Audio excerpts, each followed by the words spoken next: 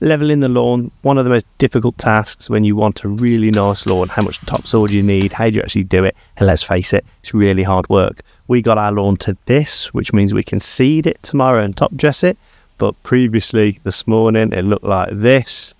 So come along today and see how we did it, what machinery we used and how long it took. So the last few weeks have been really difficult for this lawn, Reno. As you know, we killed it all off. The grass is ready, it's all dead, but then it didn't rain for about 6 weeks and this turned into a rock solid bit of soil. So we've had to go to the extreme now. You can see where we started to level. That was always going to be the plan, but we've had to change plan. Today we've gone and hired this Rotavator, not our first choice of tool for this job.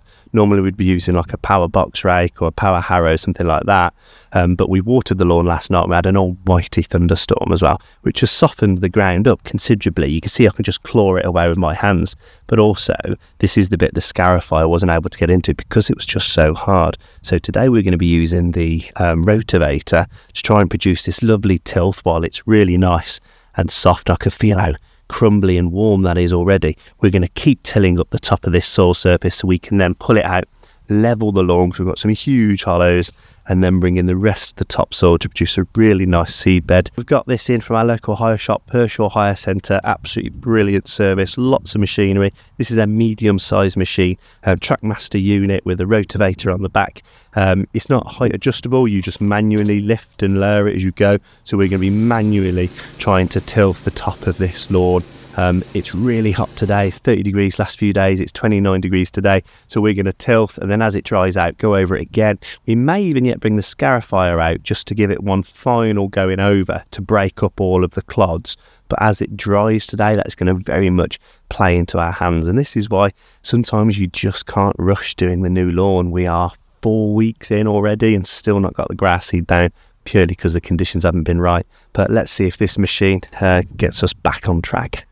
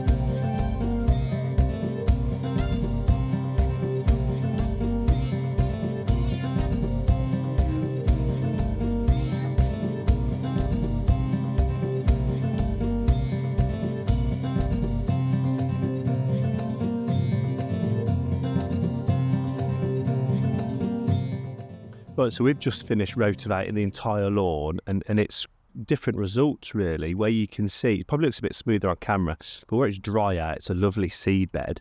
But where we had this old pond, or we didn't, previous owners had this old pond here, it's torn it up just into huge clumps because they've just filled it with any old rubbish. So that's something we're going to have to sort out. And I thought that actually if we run the scarifier over this now, the finer blades will help us break up all of these clods. And we'll do that a few different directions, and the sun's out today as well, so it's going to dry out. That's going to help us just get back to the finest soil bed we can. And this is the difference. If you look at the back of this Rotavator, you'll see the tines on this. They're much longer. They're slightly cupped as well, so they're cupped, so they're designed to dig down into the soil and lift it up to help break it up. It also spins a lot slower with a lot more torque, so that's going to give you a rougher finish, but it's going to get to depths that a scarifier just simply can't.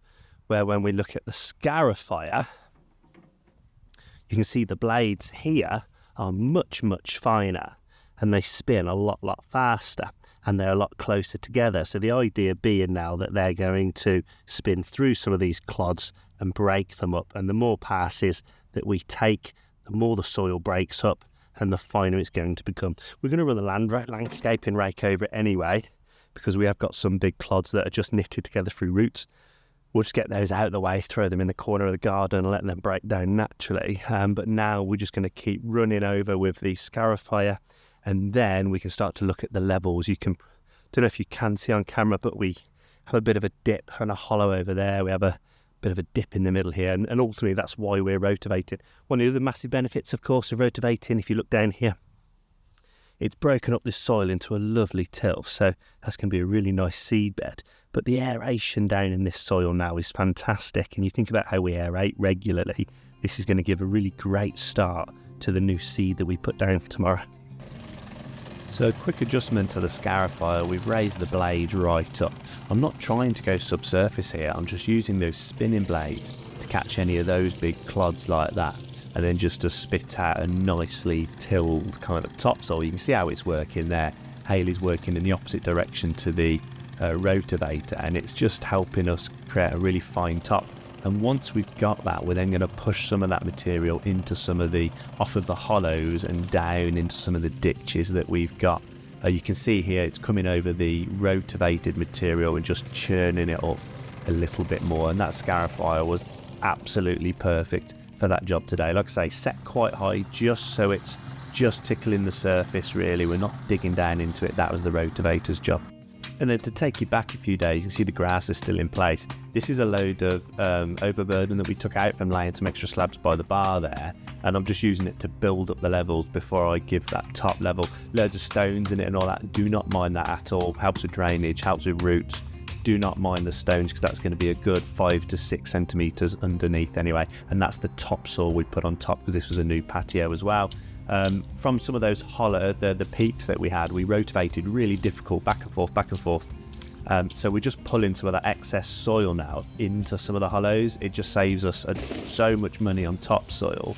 It may settle and sag a little bit over time, but I don't mind that too much. I'll just top dress some more. But yeah, we're just pulling the peaks down into the troughs ultimately.